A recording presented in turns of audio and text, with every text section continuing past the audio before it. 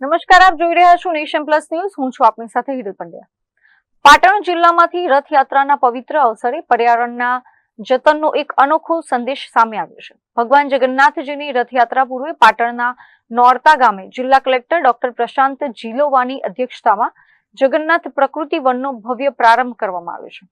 પાટણના નોરતા સ્થિત મહાકાળી પીપળ વન ખાતે રથયાત્રાના પાવન પર્વે એક વિશેષ કાર્યક્રમનું આયોજન કરાયું હતું. ભગવાન જગન્નાથજીની ભક્તિમય આરતી અને શાસ્ત્રોક્ત મંત્રોચ્ચાર વચ્ચે જિલ્લા કલેક્ટર ડોક્ટર પ્રશાંત જીલોવા સહિતના મહાનુભાવોએ વૃક્ષારોપણ કરીને જગન્નાથ પ્રકૃતિ વનની શરૂઆત કરાવી હતી.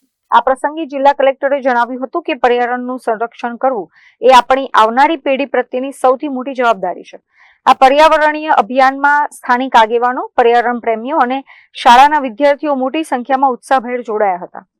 આ પ્રસંગે 251 જેટલા દેશી પ્રજાતિના વૃક્ષોનું વાવેતર કરીને હરિત ગુજરાતનો સંકલ્પ લેવાયો હતો.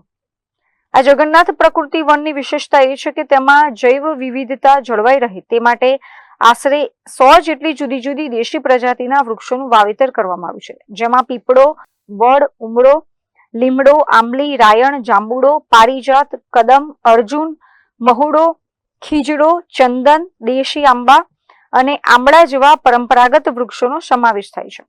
આ પ્રકૃતિ વન આગામી સમયમાં પર્યાવરણ શુદ્ધિ અને જૈવ વિવિધતાના સંવર્ધન માટે ખૂબ જ મહત્વપૂર્ણ સાબિત થશે. આજે જગન્નાથ પ્રકૃતિ વનની મુલાકાત લીધી અને આજે જે શુભ કાર્ય અહીંયા થઈ રહ્યું છે કે આપણે સૌ મળીને પ્રકૃતિનો શું મહત્વ છે એના ઉપર વધારે ભાર મૂકીને અહીંયા 251 વૃક્ષોનું આજે વાવેતર થઈ રહ્યું છે. અને આ આખા એરિયામાં 40 થી 50 હજાર વૃક્ષોનું વાવેતર ઓલરેડી થઈ ચૂક્યું છે. તો આમાં અમે બધી ટીમને ખૂબ ખૂબ શુભેચ્છા અને અભિનંદન પાઠવીએ છીએ કે જે રીતે એ લોકો પ્રકૃતિને ઉપર જેટલે વધારે ભાર મૂકીને કામ કરી રહ્યા છે એ રીતે આગળ વધે અને ખૂબ ખૂબ શુભેચ્છા. Thank you. રથયાત્રા જેવા ધાર્મિક ઉત્સવને પર્યાવરણના કલ્યાણ સાથે જોડીને પાટણ જિલ્લા વહીવટી તંત્ર અને નોરતા ગામના નાગરિકોએ સમગ્ર રાજ્ય સામે એક પ્રેરણાદાયી ઉદાહરણ પૂરું પાડ્યું છે. Bureau report, nation plus news, Patan. સમાચારોના સતત અપડેટ મેળવવા માટે અમારી નેશન પ્લસ ન્યૂઝની યુટ્યુબ ચેનલને સબસ્ક્રાઇબ કરો, બેલ આઇકન દબાવો અને જોડાયેલા રહો ફેસબુક, ઇન્સ્ટાગ્રામ અને ટ્વિટર પર.